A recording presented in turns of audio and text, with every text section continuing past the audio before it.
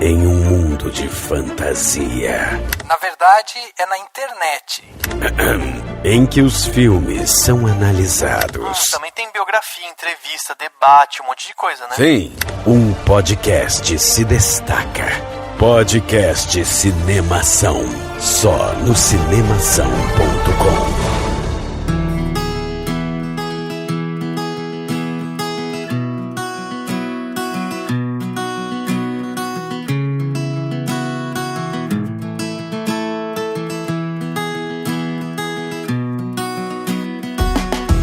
Seja bem-vindo ao podcast Cinemação 369. Eu sou Rafael Arinelli e estamos em busca de nós mesmos. Olá, eu sou Paloma Bernardi e sempre busco as estrelas, mas sempre com os pés no chão. Olha, adorei a frase. E eu sou Daniel Cury e começar a carreira gravando com a Xuxa é sinal de que você vai fazer sucesso.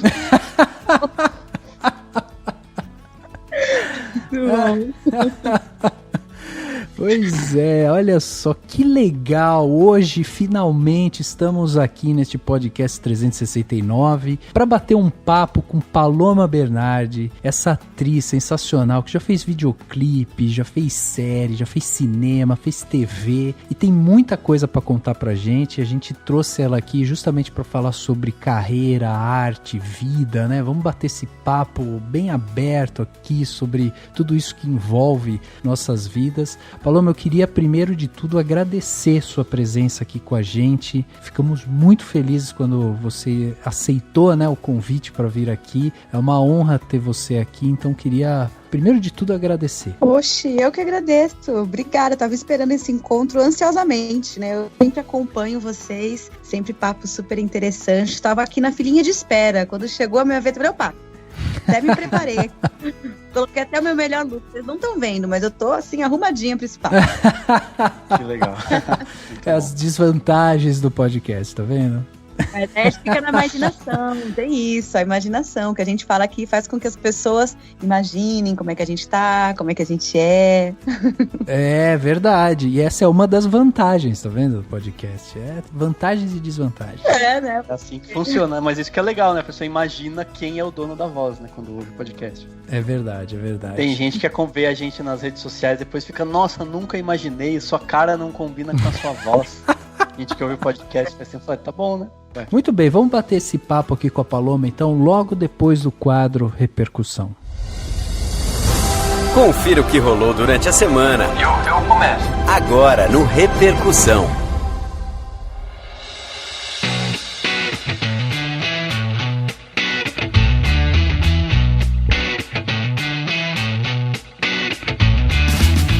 Não é toda hora que a gente fica trazendo ator aqui, né, pra gente conversar.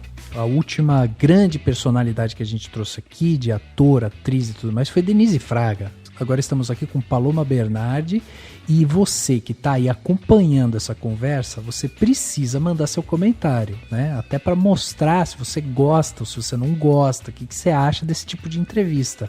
Porque pra gente aqui, né, Dani, é riquíssima, né? Exatamente, a gente adora falar sobre temas, falar sobre a carreira e depois ampliar, né, as conversas e falar sobre coisas importantes, mas você precisa dizer o que você acha, repercutir também assim, o seu pensamento sobre isso e contar pra gente o que você aprendeu também com essas pessoas, né? Exatamente. E para fazer isso é muito simples. Você pode mandar um e-mail aqui pra gente, contato@cinemação.com. Mandando esse e-mail chega aqui pra mim e pro Dani, a gente já separa ele aqui e vamos ler seu comentário no próximo podcast. E a gente está recebendo muito comentário bacana durante a semana. Então vale destacar que a galera realmente tá saindo do armário.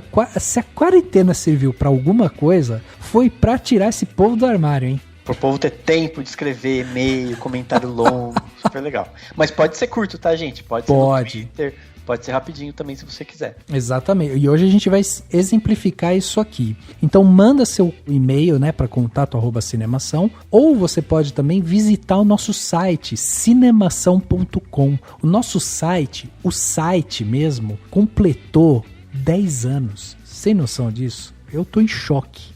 10 anos é muita coisa. É muita coisa. Isso significa que eu e o Dani, a gente começou escrevendo pro site ali e tal, o Henrique também participava, e hoje a gente tem mais de 15 autores lá escrevendo pro site diariamente para vocês. Tem podcasts, tem críticas, tem vídeos, tem colunas, tem notícias de entretenimento, tem um espaço reservado apenas para Netflix, tem séries, tem muita coisa bacana. Então, por exemplo, você tá aí, não sabe o que fazer, quer saber um pouco mais do entretenimento? Bom, tem artigo lá que a gente publicou recentemente, 9 filmes que se destacaram no Festival de Cannes. Você pode ir lá, ver esse post, ver quais são os filmes e, melhor ainda, assistir eles, porque eles estão a um clique de você. Além disso, temos um artigo muito bacana da nossa colunista Marina Rodrigues, que escreveu sobre o futuro da meia entrada, que ele pode estar ameaçado, e ela discorre sobre isso. Eu tô adorando os textos da Marina, são super didáticos e tal, e você vai realmente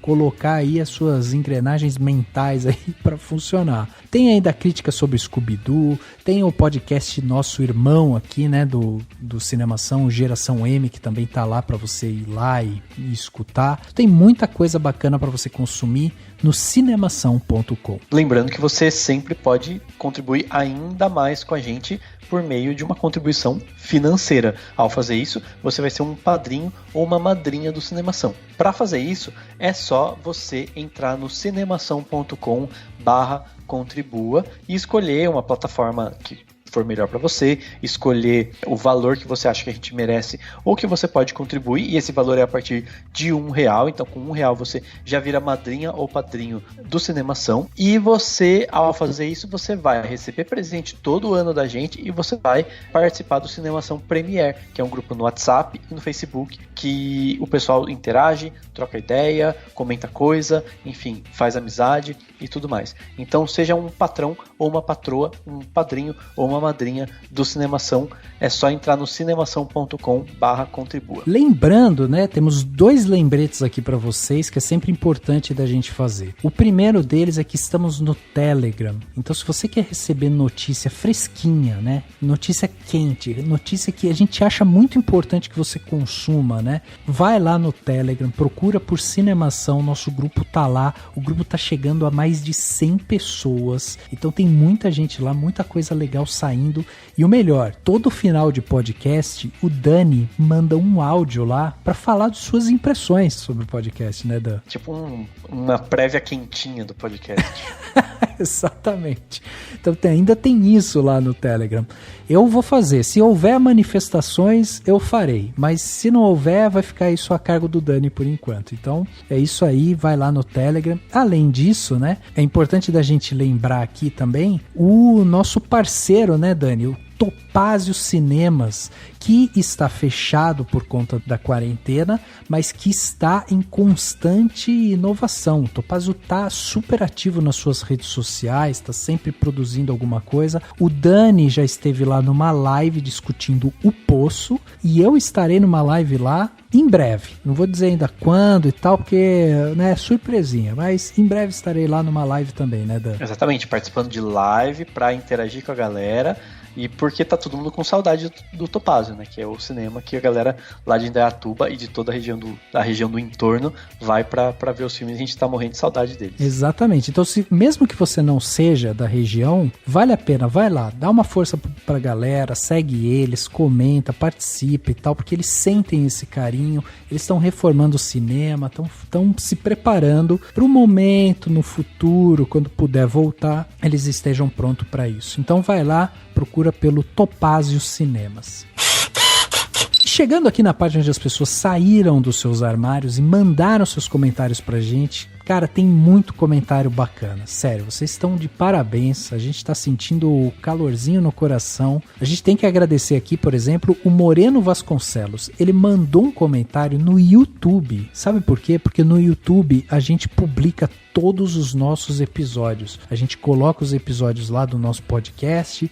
A galera pode ouvir por lá, porque tem gente que não gosta, né, de ter agregador de podcast e tudo mais. Então tá lá no YouTube, super simples. Ele sai um pouco depois do podcast normal, mas você pode acompanhar o Cinemação no YouTube. Então, o Moreno deixou um comentário no podcast 361, 12 Homens e uma Sentença. E ele falou o seguinte: O interessante é que o filme também fala sobre a questão da liderança, pois o personagem do Henry Fonda se tornou uma espécie de líder, que ao invés de enfiar os seus argumentos goela abaixo dos outros, ele os incentiva a pensar e argumentar por vontade própria. É isso aí, Morena, é verdade. Isso é outro ponto desse excelente filme aí, 12 Homens e uma Sentença, que é uma aula de cinema. Quem quiser entender um pouco mais de roteiro, narrativa e tudo mais, recomendo. 12 Homens e uma Sentença, depois você ouve lá o nosso podcast. E eu tenho aqui o comentário da Bianca Valença. Ela comentou sobre o podcast 347, sobre A Vida Invisível, só que ela mandou um e-mail pra gente, um e-mail super legal, e ela escreveu o seguinte, é maravilhoso o e-mail que ela mandou. Foi o seguinte: olá pessoal do Cinemação, meu nome é Bianca, sou tradutora e moro em São Paulo. Sou ouvinte assídua do podcast desde que assisti ao filme Mãe, que por ser um filme muito intenso e cheio de significados, me fez buscar por novas opiniões sobre o assunto no podcast de vocês. Gosto muito da dinâmica entre o Rafael Arinelli e o Daniel Cury, que transmitem seus conhecimentos de uma forma clara, concisa e muito divertida e conduzem os excelentes convidados sempre com maestria. Já virei fã da Bianca, né? Opa, eu também. Maravilhoso. Ela continua assim, ó. Decidi sair do armário e enviar meu agradecimento a vocês após ter ouvido o episódio 347 sobre o filme A Vida Invisível. O filme é lindo, profundo e elucida o universo feminino de maneiras incríveis. Eu sorri, chorei e me emocionei durante todo o filme com o destino das duas irmãs. Ao acompanhar o filme, consegui visualizar mais claramente a vida das minhas avós, que casaram cedo, tiveram vários filhos e acabaram desistindo de seus sonhos pessoais em nome da manutenção da família. Não consigo agradecer suficientemente a essas mulheres incríveis que, como Guida e Eurídice, lutaram cada uma à sua maneira para ter a chance de realizar seu destino como desejavam. Gostaria de ressaltar que, devido à gloriosa indicação das convidadas do podcast, li avidamente o livro do qual o filme foi adaptado. Achei a história bem diferente, onde temos uma Guida mais calma e que tenta se adequar às normas, e uma Eurídice que se rebela à sua maneira. Mas é realmente uma obra belíssima e indico a todos a leitura. Agradeço demais a dedicação de vocês com o podcast, pois ele abre novos horizontes para esta pseudo-cinéfila que vos escreve e me incentiva cada vez mais a continuar desbravando o maravilhoso mundo do cinema. Abraço a todos e até o próximo episódio. E é isso, é por comentários como esse que a gente faz podcast todas as semanas. É verdade, que demais.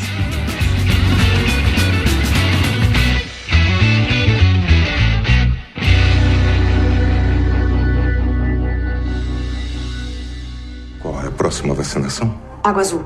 Algum reporte de contaminados por lá? A gente tentou falar com o médico local por dias, mas ainda nada. É como se o vilarejo fosse fantasma. Estranho.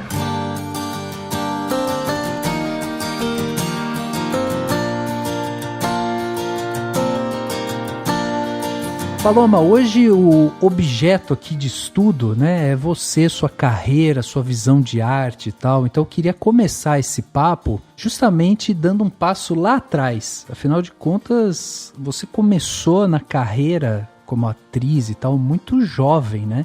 E eu queria saber de onde que veio isso. Você nasceu com uma coisa assim de, eu gosto de câmera, gosto de atuar, ou você foi estimulada a isso? Olha, eu não me vejo fazendo outra coisa, assim, desde que eu me entendo por gente, porque eu comecei a trabalhar com publicidade, eu tinha 4 anos de idade. Uhum. O primeiro comercial, assim, era criança ainda. Então, e é aquela típica história, mãe passeando no shopping, tava rolando um teste para uma loja de roupa infantil, fiz o teste e aí desfilei para aquela marca, tinha uma dona de agência infantil, e aí eu já não parei mais, porque eu comecei a fazer teste, e fui sendo aprovada, e então a minha brincadeira de criança era estar na frente das câmeras, e como criança, óbvio, não tinha ainda lapidado dom nenhum, era muito por feeling, muito espontâneo, né, e minha mãe falava que eu era muito exibidinha, assim, de querer fazer as coisas, eu queria estar à frente das coisas, das câmeras, e foi dando certo, era a minha brincadeira mesmo, e eu brincava muito também na frente do espelho, eu sempre contava histórias, assim, nunca era, dentro de casa não era a Paloma, era sempre um personagem, a mãe da bonequinha X, e tinha namorado, enfim, eu tava atuar era a minha brincadeira de criança. Então, acho que não tinha que fugir muito. Posso já começar até com uma pergunta temática, assim? Porque é um negócio que a gente já... É um assunto que já passou aqui no podcast por várias pessoas. E é sempre legal ver que vocês acham e tudo mais. Sobre essa questão do talento e da transpiração, sabe? Você acha que ter começado desde pequeno aflorou esse talento que você já tinha, ou você acha que é mais uma questão de prática quando a gente pensa na atuação de uma forma mais ampla, assim? Como que você vê quando falam assim, ter talento para atuar? Você concorda com isso, ou você acha que não, que é uma questão de prática, de técnica, enfim? Eu acho que tem um pouquinho das duas coisas, assim. Quando a gente é criança, a gente ainda não sabe, né, o que a gente vai ser de fato. Mas a gente já vai mostrando, de alguma maneira, o que a gente prefere, se é humanas, se é exatas, né, se a gente...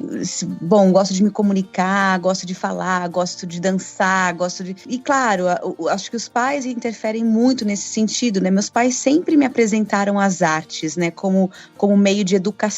E eu era feliz ali. Então, acho que quando a gente trabalha com algo que nos faz feliz, já não é um trabalho, né? Já é uma gratidão, já é um presente que a vida nos traz, assim. Então, eu acredito que, no meu caso, eu acho que eu fui lapidando isso aos poucos, esse desejo que despertou em mim, fui lapidando e estudei para ser atriz de fato. Quando eu entendi que aquilo era o que eu queria viver na minha vida, eu fui buscar formação de artes cênicas e tudo mais. Porém, tem pessoas que têm caminhos diferentes, né? Tem pessoas que se descobrem atrizes e aí, às vezes, não tem o talento, não tem o dom, mas buscam tanto, né? Praticam tanto que podem também chegar a algum lugar, conquistar algum espaço. Então, acho que os dois caminhos, eles são possíveis, né? Acho que um pede o outro. Essa coisa da transpiração, ela é interessante, porque realmente é uma prática, né? E você estava falando sobre a questão da formação e tal. Uma coisa que me chamou a atenção, buscando aqui, né, saber sobre a sua história e tal, é que você começa muito jovem e aí depois você tem um período ali que você se afasta um pouco dessa carreira artística. E aí você fica mais centrada nesse mundo, né, normal que a gente vive aqui. Mundo dos normais. Mas aí você vai estudar, você vai fazer faculdade e tal. O que aconteceu nesse período dessa interrupção? Porque isso era uma coisa que já fazia parte do seu cotidiano, né? Sim. A verdade é que eu nunca desisti de ser atriz. Eu desde pequena, porque a minha primeira novela, eu vinha fazendo publicidade, né, dos 4 e tudo, e a primeira novela foi com 11 anos. Foi quando eu me vi dentro de um estúdio mesmo, dando vida para um personagem, rotina de roteiro, de gravação. Então aquilo me deu certeza. Só que aí, dos 11 anos pra frente, existe aquele período de transformação mesmo, da menina mulher, da pré-adolescente pra adolescente. Então eu comecei a usar aparelho, eu comecei a ter espinha, aquela fase. E aí a publicidade já não estava mais me abraçando nesse lugar, na hora de concorrer nos testes, enfim, não era aprovada. Então eu comecei a receber alguns nãos. Isso, num primeiro momento, acho que em toda a carreira, né, os nãos que a gente recebe, nos dói, né? Mas nós somos, né, meu coração aqui é de manteiga, então a gente sofre. Mas, em algum lugar, eu me fortaleci com esses nãos e não desisti, porque eu falei, bom, agora eu não consigo, porque eu tô de aparelho, eu tô com espinha, eu tenho que cuidar da minha pele, eu tenho que cuidar dos meus dentes, mas eu não vou parar de estudar. E eu continuei ainda respirando a arte de alguma maneira. Eu fui fazer os cursos de teatro, me formei também em rádio e TV, já na faculdade, porque tem todos esses bastidores que também me encanta, e eu também pensei, poxa, a vida do ator é muito estável, poxa, quando eu era criança eu fazia um monte de coisa, agora eu não tô fazendo nada, e o amanhã, como é que vai ser? Vou fazer uma faculdade que eu possa me expressar artisticamente, mas por um outro olhar, por trás das câmeras.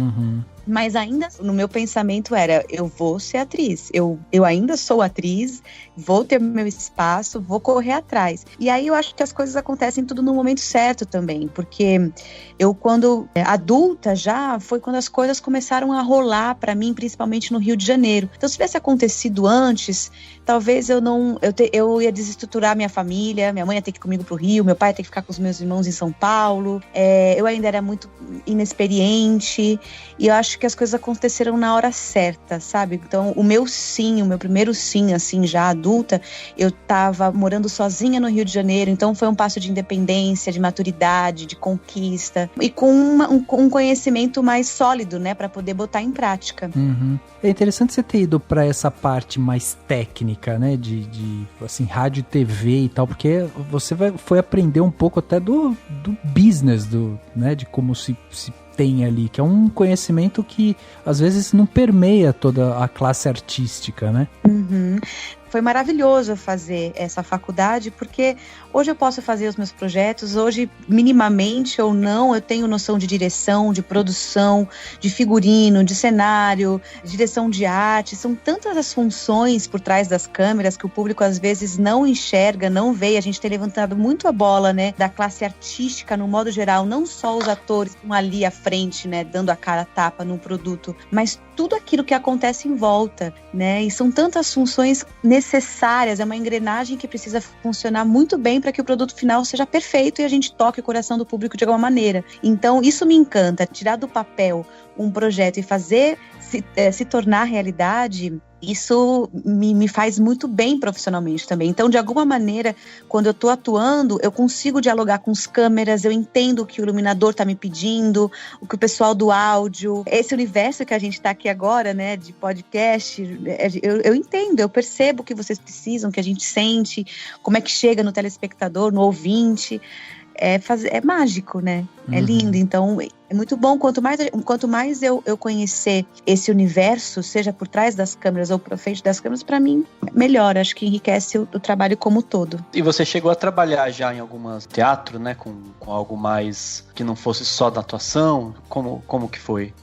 Sim. Durante a faculdade, eu não fiz estágio, porque eu estava fazendo testes voltados para atuação, mas eu fui atriz de todos os meus amigos, os grupos de TCC, eu que atuava, eu que apresentava, eu estava ali sempre na frente das câmeras. E eu fazia produção de teatro, eu produzia algumas peças de BH, então eu fazia a produção local, toda a logística dos ensaios, restaurante, hotel, toda produção mesmo, assim, tipo, vamos ralar, vamos fazer acontecer, de conseguir patrocínio, de conseguir apoio, de viabilizar a pauta em algum teatro X, Y, Z, e cenário.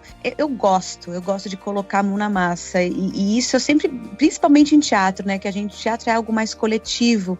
Então, a última peça que eu fiz também agora, eu sempre me coloco à disposição, assim, para ajudar no que eu tenho conhecimento, no que eu posso somar. Enfim, acabou a peça de teatro, não sai tipo atriz, tchau, gente, obrigada. Né? Não, vamos desmontar montar o cenário. Exatamente. Só para confirmar, a última peça que você fez foi Eles Não Usam Black Tie. Isso, do Gianfrancesco Guarnieri. Legal. Que legal. Tem uma coisa na parte da atuação que eu vi uma declaração um tempo atrás do Wagner Moura, né? E ele falando justamente sobre como é diferente a atuação de, por exemplo, a atuação ou escrever e tal, dentro do mundo audiovisual, né? E de interpretação como todo do teatro e tudo mais. Ele falava sobre essa questão de que, por exemplo, a hora que você pega um personagem pra você e no roteiro tá ali dizendo que ele tá chorando, que ele tá nervoso e tudo mais, você precisa aflorar aquele sentimento dentro de você. Então você começa a tremer, sua mão fica suada, você tem que transbordar aquele sentimento ali que foi dito pra você. E aí quando tem o corta do diretor, você ainda tá com aquele monte de emoção em você, assim, não é um botãozinho de liga e desliga, que é um pouco disso que você tava falando agora, né? Então eu queria saber um pouco sobre essa sua construção como atriz, assim, porque uma das coisas que me chama a atenção na sua biografia é justamente como você passou por tantas coisas diferentes. Você faz comédia, você faz drama, tem suspense, né? Série na Netflix com suspense e tudo mais. Você consegue caminhar por tantas áreas. Eu queria saber como que é pra você essa construção, sabe? Como você consegue se equilibrar nos personagens também. Olha, eu fico muito feliz de você me ver de fato em todos esses lugares, assim, porque um dos desafios dos atores é esse, é você poder mostrar e provar que você pode ser além daquilo que você apresenta no primeiro momento, né? Olham pra mim e falam, Paloma, ela é esse tipo de personagem. Não, eu quero ser esse, mas eu quero ser o outro.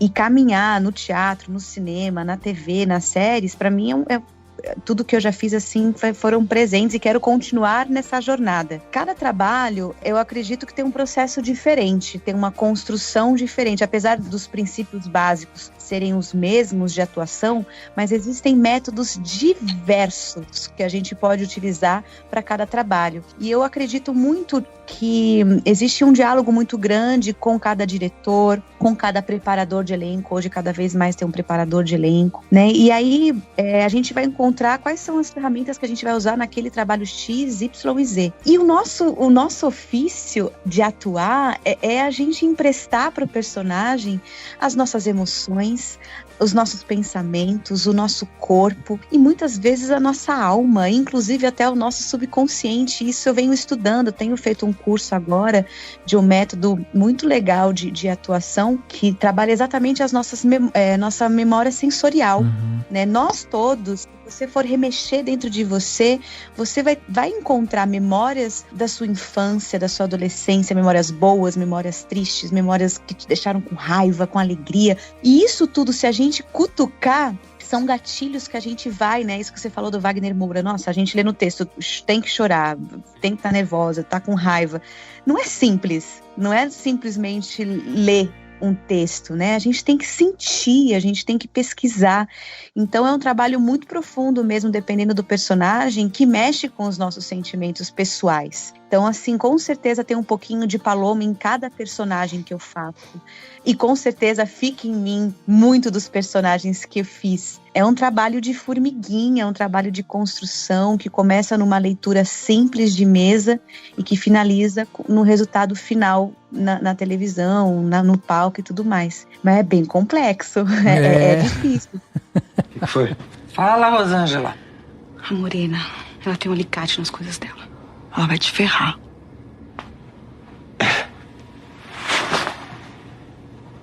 Quer dizer, então, que você tem um alicate, Morena? Não é o que ela tá falando, Russo? Tem sim, Russo. Eu vi. Ela tem um alicate misturado ali com as roupinhas dela.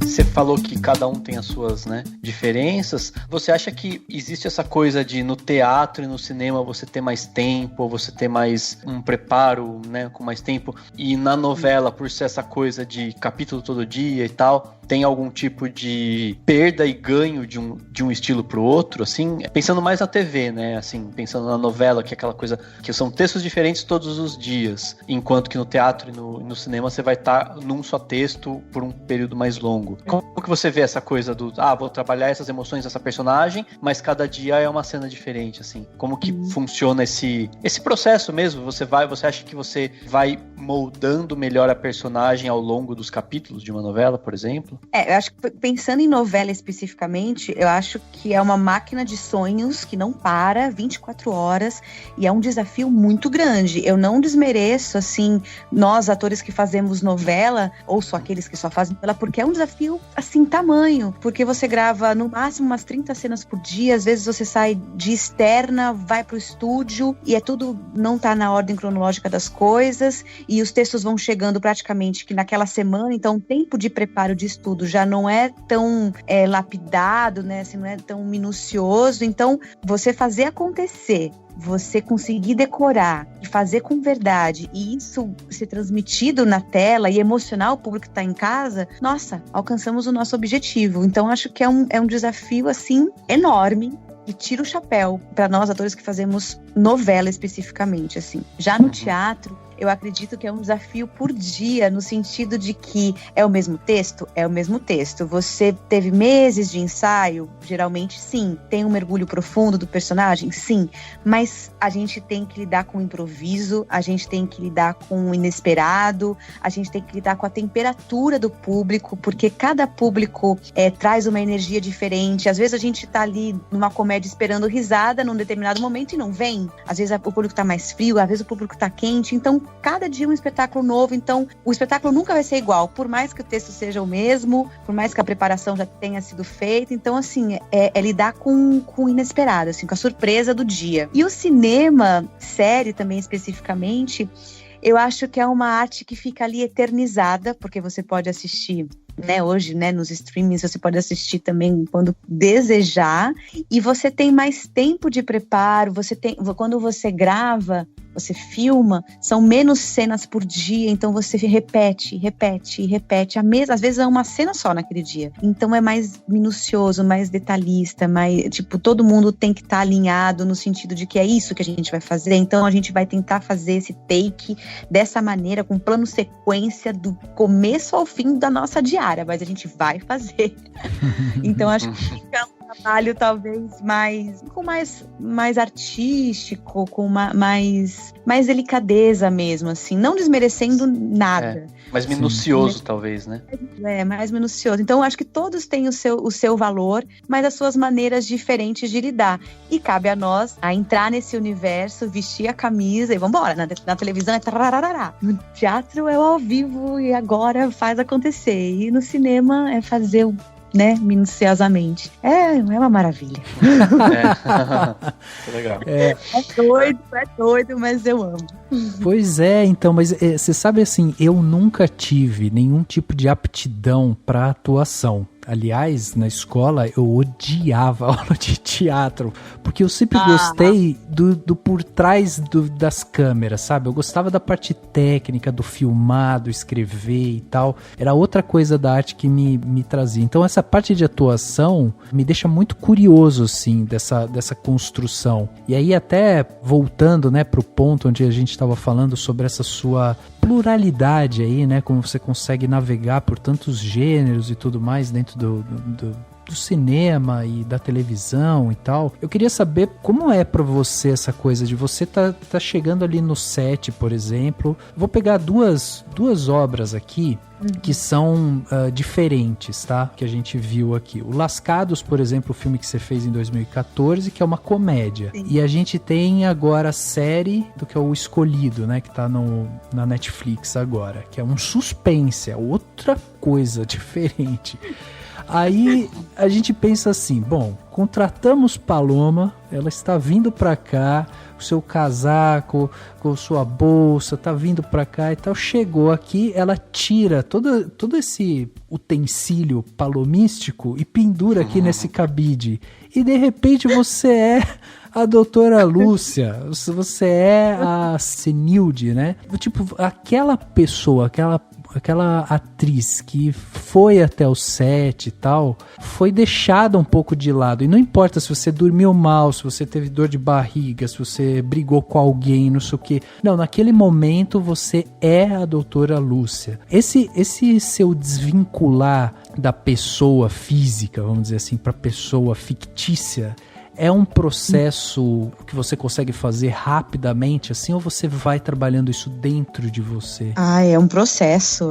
Com certeza é algo que a gente tem que trabalhar dia a dia. Os dois exemplos que você deu foram exemplos que eu tive que sair da minha zona de conforto, no sentido de não estar na minha casa. Eu fui para o Espírito Santo para gravar Lascados e fui para o interior de Tocantins para gravar O Escolhido. Então, assim, só o fato de você sair de casa, você não encontrar com a sua família, não ter minimamente uma rotina normal, assim, do dia a dia, isso já te coloca num outro estado. Essa série que eu fiz, né, O Escolhido, me colocou em contato com a natureza nos meus dias de folga, me colocou em contato com a natureza durante as gravações, e que eram o nosso universo de filmagem, que era o universo da nossa história. Então, quanto mais a gente se aproxima da realidade da personagem, mais a gente vai dando corpo para ela. Corpo eu não digo só no físico, mas de alma, de pensamento, né? É claro que a Paloma tá sempre ali, de alguma maneira, mas quando eu recebi as cenas para filmar no dia seguinte, eu já sabia que as cenas eram difíceis, eram cenas de tensão, era cena de luta, era cena de perseguição, era cena no meio do mato. Em algum lugar eu já ia preparando o meu estado físico, mental e emocional para viver aquelas cenas do dia, porque eu aprendi muito isso, né? Eu pelo menos, né, eu não consigo chegar toda, eu sou muito alegre, né, sorridente, saltitante, mas quando eu tinha cenas mais difíceis, o pessoal da maquiagem já sentia que eu tava fechada, que eu tava mais introspectiva, eu falava com as pessoas mais pontualmente, só o necessário, porque eu sabia que daqui a pouco eu ia ter que dar algo que eu tenho que botar pra fora, e aí é onde existe um respeito muito grande por esse momento do ator, né? A cena não acontece só no ação, a cena já tá acontecendo há muito tempo antes, né? Então, por isso que é um trabalho, assim, difícil, e que quando termina, a gente precisa encontrar uma chavinha de se desconectar mesmo, porque senão a gente fica numa vibração negativa, numa vibração de maldade, numa vibração de, sei lá, do que for a cena, né? A gente não pode levar isso pra casa de alguma maneira. Mas o antes, eu sempre busco já estar naquele lugar, sentindo. E claro, a gente não pode desprezar. Eu tenho aprendido isso num curso que eu tô fazendo. Já falei, né? Porque eu estou fazendo essa quarentena, eu tô fazendo muitos cursos. Que bom. Até curso de interpretação online eu tô fazendo. Que legal. E a professora falou isso. A gente não tem como também fechar os olhos para o que tá acontecendo no aqui e no agora. Se eu tô com dor de barriga, se eu tô com dor de cabeça e eu tenho que trabalhar e eu tenho que fazer aquela cena, eu tenho que usar isso a meu favor. Então, como é que seria essa personagem com dor de cabeça nessa cena? Onde é que você pode botar essa dor, sabe? Onde é que você transmutar essa dor ou levar essa dor pro coração? Aí são coisas, assim, muito subjetivas, né? Que a gente acaba trabalhando e transformando, porque o que está acontecendo, seja no espaço, seja na relação com o outro, seja com você mesmo, né? Não tem como negar que eu tô com uma dor de cabeça, que eu tô com uma cólica, mulher tipicamente, TPM, não tem como negar. Nem que eu fique comendo assim na tona, gulosa que sou. Por favor, deixa um chocolate aqui pra mim. Pois é, tem um documentário na Netflix também, do Jim Carrey, né, que chama Jim and Andy, que é quando ele conta, né, como foi viver o Andy Kaufman no filme de 99 e tal. E a série, ela é tão, assim, provocativa de você assistir, porque ela soa quase como uma coisa espiritual, sabe? Como se ele tivesse quase que deixado o próprio corpo para que o Andy Kaufman assumisse ali. E o Jim Carrey, ele fala muito sobre isso, sobre essa entrega pro personagem. E aí o processo oposto é engraçado como ele ocorre também, né? Que é quando você precisa também largar aquele personagem. É tipo, ó, vivi tudo isso agora eu tenho que soltar ele precisa ir embora. E ele vai, né? Ele tem que ir. Eu assisti esse documentário, é incrível, assim, parece que tá incorporado mesmo, né? Tu fala, nossa, ele eu nunca cheguei assim ao extremo dele. Eu consigo deixar uma Paloma que atenta a tudo, ao ponto de falar com as pessoas que estão trabalhando comigo de forma respeitosa e pedir, tipo, me deixa quietinha. Ali naquele documentário ele explode, né? Com outro ator, ele explode com equipe. E aí as pessoas ficam ali controlando ele em algum... Ele realmente... Fiquei chocada, assim. Mas é um caminho. Porque quanto mais próximo você... Quanto mais intimidade, né, você encontra com o personagem, mais você né, da sua maneira, aquele personagem. E sim, quando acaba um trabalho, nossa, eu me sinto órfã, me sinto de luto, porque a gente passa meses sendo mais a personagem do que nós mesmos, né? Assim, eu passo meses dizendo eu te amo para aquele personagem X do que pro meu próprio namorado. Sim. Né? Então, assim, é difícil isso. Fala, caceta, e agora, né? Não tem mais o roteiro. A vida de novela, a gente se baseia no roteiro. Deixa eu ver o roteiro dessa semana. Vou gravar todos os dias. Não dá pra marcar dentista, não dá pra fazer mercado, e academia esquece. A gente acaba não tendo uma vida normal. Só gravação. Quando você não tem mais esse roteiro, você fica até desnorteado. O que eu tenho que fazer amanhã? Ninguém vai me dizer que eu tenho que fazer amanhã? Não vou ter que ir no supermercado mesmo amanhã. Então agora eu que tenho que fazer o roteiro da minha vida? Então tá bom. Então vamos lá, vamos botar uma rotina mais tranquila. Então a gente fica meio órfão mesmo, assim. Eu tenho saudade dos personagens que vivi, assim. Saudoso. E tava pensando aqui na questão da troca, né? Do quanto é interessante a troca, né? Quando você tá no seu personagem, aí você tem um outro ator que também tá vivendo a mesma coisa que você, né? Ele tá lá se preparando pro personagem dele, fazendo aquilo e tudo mais. Daí eu fiquei pensando quanto deve ser incrível você trabalhar, sei lá, com uma pessoa, sei lá, com alguém que tem às vezes uma bagagem maior por ser uma pessoa, enfim, mais velha, ter feito muito mais personagens, sei lá, uma Lília Cabral da vida. Tava vendo aqui no Escolhido, eu acho excelente o trabalho da Tuna Dweck, né, que tem vários momentos que vocês se confrontam e tudo mais, ela é muito legal, é uma excelente atriz e tal. Pensando que tem duas pessoas, vamos imaginar que tem lá o seu eu e o seu personagem, assim, eles estão lá juntos, grudados. Tem um momento de troca que é entre o ator e não o personagem, ou não, isso se confunde, porque eu imagino até que... Nossa, são 4 pessoas conversando, né, Dan? 4 pessoas se trocando, não sei, sabe? E ao mesmo tempo, imagino o quanto que deve ser interessante você dar o melhor de si, porque tem uma pessoa na sua frente dando o melhor dela, né, assim, atuando pra caramba, e você vai lá e consegue ser melhor porque a outra pessoa tá lá, né, dando aquele gás pra você. Como que funciona pra você essa questão da troca com pessoas que dão aquela, né, aquele arrepio, assim? É um processo de muita gratidão, assim. Nossa, graças a Deus, as pessoas que passaram, assim, na minha vida, que eu contracenei, o primeiro choque, assim, que eu tive foi Lília Cabral, assim, né? Você comentou da Lília. Caraca, minha mãe é Lília Cabral, como assim? Meu Deus, minha irmã é Aline Moraes, eu tava ali com uma família que agora? No primeiro momento, a gente trata as pessoas com distanciamento, né? Meu Deus do céu, são ETs, né?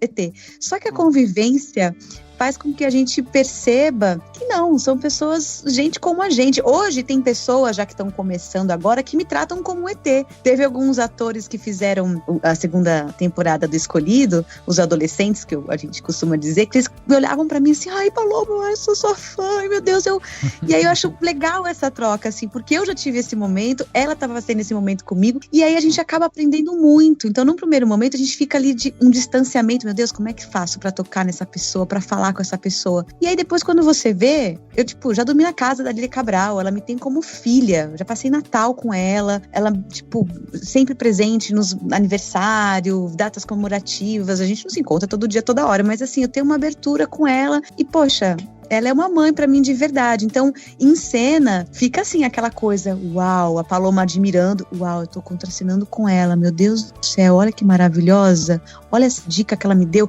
quando eu quero algum conselho, eu ligo pra ela, né, olha, Lília, o que você acha isso?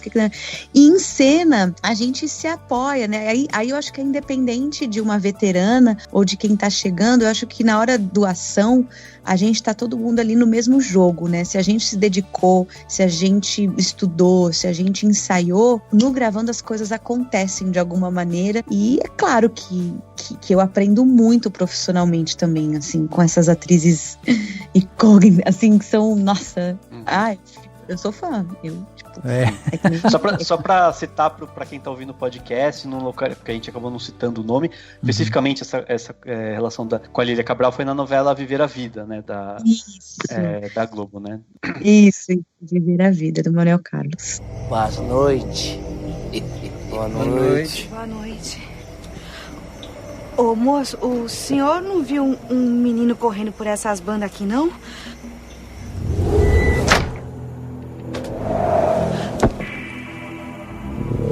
Vi não. A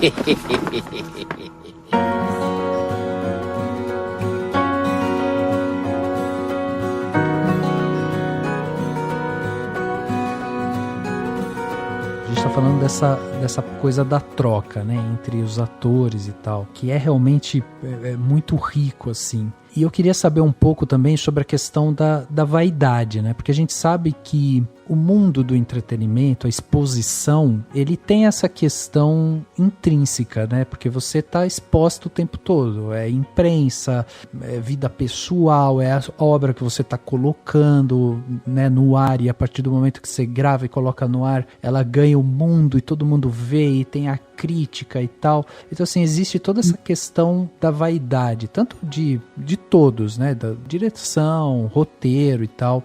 A gente, inclusive, fez um papo aqui recente falando sobre edição, e a gente estava comentando isso, o quanto é engraçado, né? Porque quem faz edição, por exemplo, fala, nossa, você já viu o Escolhido? O Escolhido é feito pelo editor tal.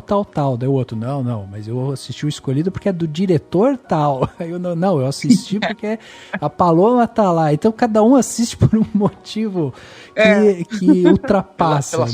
pelo sua profissão, né? Pela os editores profissão. vão assistir as coisas pelos editores. Né? E aí eu queria saber um pouco sobre essa questão, né, da vaidade, porque eu acho tão curioso, né, porque é uma profissão que te expõe, ao mesmo tempo que ela te deixa tão exposto, assim, tão frágil, né, perante a opinião pública e tudo mais, ela tem essa questão também de lapidar um pouco dessa nossa vaidade, né? Como é que você foi trabalhando isso, visto que você começou cedo, aí foi estudar, voltou e tal? Você acha que até esse período, né, que você saiu para estudar te deu também uma maturidade, assim, para você conseguir lidar melhor com isso, porque você entendeu melhor as regras, né, do jogo? Sim, eu acho que tudo isso que você falou tem pitadinhas aqui na minha vida, assim. Acho que até a frase que eu disse no primeiro bloco, né, de eu buscar as estrelas, mas sempre manter o pé do chão, eu acho que é algo que eu falo sempre, e isso vai além de profissão, isso vai além de status. Acho que isso vai muito da nossa essência, da nossa base, do nosso porto seguro, que é de família, né? Porque esse nosso mundo, né, o mundo artístico, realmente tem muitos holofotes, né? Tudo tipo, tudo que eu faço, tudo que um artista faz, parece que se triplica, né? Todo mundo faz igual, mas o que eu faço, nossa senhora. Então a gente tem que tomar muito cuidado com o que a gente fala, com o que a gente faz, porque de alguma maneira nós somos exemplos, de alguma maneira nós influenciamos, de alguma maneira as pessoas se espelham ou não, né? Então, e essa exposição toda abre espaço para julgamento, abre espaço para você se vangloriar, abre espaço para você subir num pedestal e não sair mais, abre espaço para milhões de coisas. Então, por isso que eu acho que o pé no chão é sempre muito importante, porque você tá ali, quando eu digo alcançar as estrelas, para mim, não é ser famosa, né? Não é trazer essa vaidade de, estou aqui, que bom, eu sou maravilhosa. Ai, nossa, que incrível, tá todo mundo me aplaudindo hoje por causa desse trabalho. Não. Para mim, alcançar estrelas é viver do meu ofício, que é contar histórias, que é dar vida para personagens. E, consequentemente, o reconhecimento vai vir, seja positivo ou negativo. Mas eu preciso manter meus pés no chão, porque a gente nunca sabe o dia de amanhã, a gente tem que manter a nossa essência, que eu prezo, né, de ser simples, de ser educada, de ser respeitosa com as pessoas que estão trabalhando, e eu tenho certeza absoluta que por todo lugar que eu passo, as pessoas vão ver essa Paloma, assim, porque se a vaidade toma conta, né, se a fama toma conta, se esses holofotes todos tomarem conta, você perde as estribeiras, você perde o rumo, e aí você tá querendo sobressair, você tá querendo ser mais do que a sua própria arte, o que eu já não acho legal. Eu acho legal quando as pessoas querem ver o seu trabalho, quero ver o trabalho porque a Paloma que fez, poxa, que legal, personagem diferente, o diretor meu amigo, deixa eu ver, gosto do estilo que ele dirige, deixa eu ver essa edição, esse diretor de fotografia, característica dele. Eu acho que a nossa obra tem que estar à frente de nós, assim, no caso. Então, tem que tomar muito cuidado mesmo, assim. A vaidade, eu acho que ela tem que estar, a gente tem que ter o equilíbrio na mão.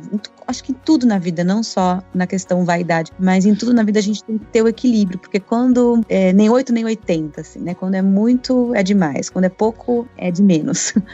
E essa questão do que você tinha falado já antes, de ter trabalhado nos bastidores, de ter estudado, né, toda a questão do entender da cenografia, entender da situação que tá lá, né, e não olhar só para o que você faz como atriz, imagino que ajuda também, né, assim, e até para as pessoas ouvindo aqui o podcast falam, nossa, a Paloma já ajudou no teatro e não ficou só indo lá atuando e voltando para casa, depois ela ajudava nas coisas. Acho que é interessante também isso, né, mostrar, enfim, essa liberdade de mostrar para as pessoas tudo que você sabe e estar em outros pontos ou entender, acho que ajuda também, né, se desfazer dessa vaidade, dessa coisa focada no corpo, né? Eu acho pessoa, que, né? Eu acho que a gente tem que partir do ponto de se colocar no lugar do outro.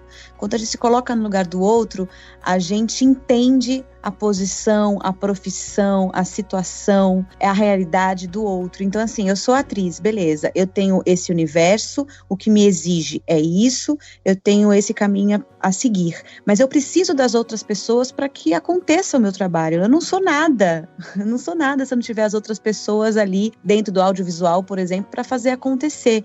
Então, se eu entender o que o produtor precisa, eu vou ajudar ele de alguma maneira a viabilizar o trabalho dele da melhor forma, assim como ele também vai me ajudar. Então, a gente está sempre dando as mãos, ninguém solta a mão de ninguém. É bem isso, ninguém pode soltar a mão de ninguém, porque senão não acontece.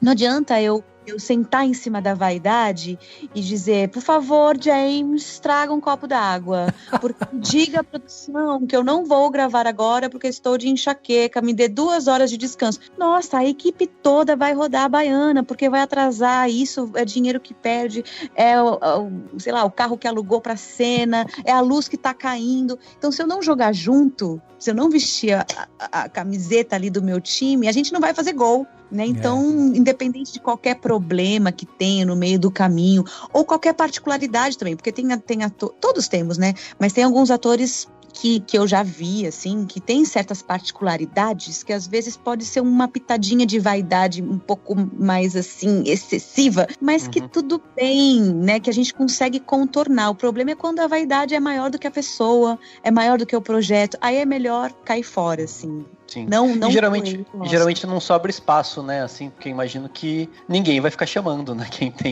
Quem é extremamente insuportável, ninguém vai ficar chamando para trabalhar, né? Nos projetos, enfim. Não vai. Se der o trabalho num projeto, no outro, meu amor, não vai ser mais você.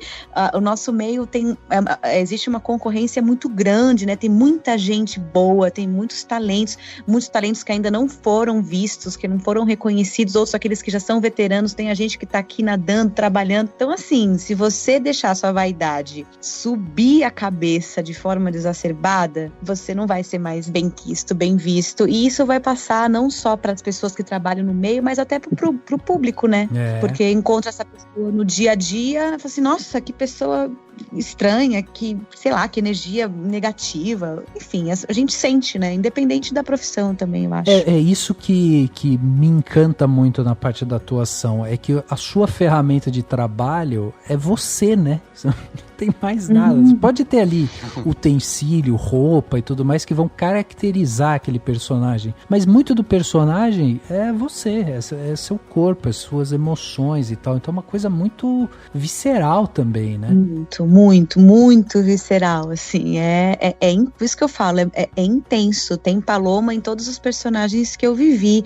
Como é que seria a Paloma nesse lugar? Eu fiz a novela Salve Jorge, que a personagem, ela foi traficada, é um assunto polêmico sobre tráfico humano, que acontece, assim, não é só coisa de filme, acontece hoje. Então, como é que seria a Paloma nessa realidade? Eu nunca fui traficada, nunca fui obrigada a fazer sexo, graças a Deus, nunca drogada, nada. Só que como é que seria a Paloma nesse universo? Como que ela sentiria? Então, pesquisando outras mulheres que passaram por isso, que tiveram essa experiência, a gente vai absorvendo a experiência delas para eu conseguir colocar em prática, em cena, a minha Paloma, a minha personagem dentro desse universo, o mais próximo possível dessa realidade. Só aproveitar que a Paloma, né, tá falando aqui de vaidade, e ela, né, por ser uma pessoa que trabalha muito bem a vaidade, acho que vale ressaltar que Salve Jorge deu a ela o prêmio de jovem brasileiro, né, um prêmio de atuação por Salve Jorge. Então acho que, né, só pra deixar aí registrado.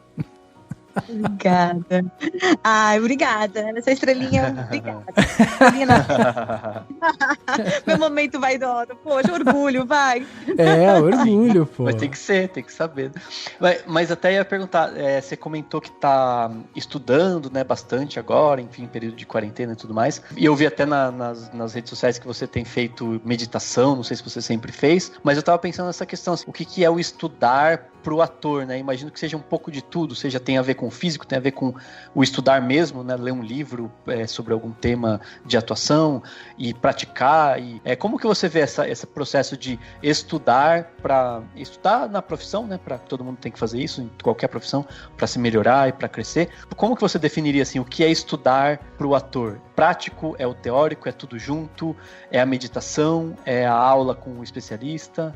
Para mim, acho que é tudo junto e misturado. O ator, eu acho que a gente tem que estar em constante observação, porque como vocês falaram, né, o nosso material de trabalho é o nosso material humano. Então, quanto mais a gente se conhecer, mais a gente vai descobrir ferramentas dentro da gente, dentro das nossas memórias sensoriais, emotivas, dentro do que a gente pode emprestar para os nossos personagens. Quanto mais a gente observar o outro, realidades diferentes, porque a atuação pode me fazer ser médica como uma prostituta, uma santa como uma puta, uma tímida como uma divertida, alegre, saltitante, uma palhaça, uma vilã. Eu posso sair matando como eu posso sair curando. Então, assim, são universos extremos e diferenciados. Então, quanto mais a gente conhecer gente, mais a gente se permitia a estar em contato em universos diferentes do nosso, outras realidades, outras religiões, outras raças, outras culturas, outros países. Eu acho que tudo isso é bagagem, isso é estudo, de maneira, assim, geral, ampla, né? Observar o outro e a si mesmo. Agora, existem cursos e métodos diferenciados de A a Z, cursos espanhóis, cursos americanos, cursos de mestres brasileiros, técnicas que foram descobertas no processo XYZ, seja por aula de voz, seja aula de corpo, seja aula de interpretação, seja aula de análise de texto, que estão aí à nossa disposição e que eu, particularmente, de um trabalho para o outro, eu prefiro sempre dar uma respirada no tipo não pensar em nada, aquela entre safra, assim, de tipo, deixa eu viver a minha vida para dar uma esvaziada, mas em um momento me colocar nesse lugar de aprendizado mesmo, de aprender um método diferente, um caminho para chegar naquele mesmo lugar, só que um caminho pelo corpo, um caminho pela voz, um caminho pelas memórias emotivas. Aí o outro método é, enfim, passar o dia dando vida para aquele personagem. Enfim, são métodos. É muito trabalho, assim, muito estudo constante. Eu acho que não tem como a gente se acomodar, porque é necessário a gente estar pronto para tudo que está por vir. Eu não sei ainda meu próximo trabalho, assim, qual será? Será que é uma vilã? Será que é uma prostituta? Será que é uma mocinha? Será que é uma freira? Eu não sei, mas eu tenho que estar aqui com todas as ferramentas dentro de mim, latentes, para eu poder usar quando chegar o trabalho na minha mão. Não existe negociação e uma vacinação obrigatória e emergencial do governo. Não é de interesse de uma médica um lugar onde ninguém morre? Aquela maluca disse que tinha um escolhido que mandou atacar a gente. Você mencionou o nome dele, Sumira. Você disse escolhido na frente de um grupo de estranhos. Eu percebo essa sua paixão pela atuação, e daí vou até te fazer uma pergunta que talvez até já saiba a resposta, mas você tem vontade de repente, migrar para outras áreas, tipo dirigir, escrever, produzir, enfim? Então, escrever eu sei que eu já não tenho muito dom, não. Já assumo aqui, vocês, né, escreve um roteiro pra gente? Não sou boa pra escrever. Eu sou boa pra dar ideias, eu adoro meter o bedelho, assim. A direção eu gosto, me instiga, produção também me instiga, e de uma forma pequena ou não, de alguma maneira eu sempre tento.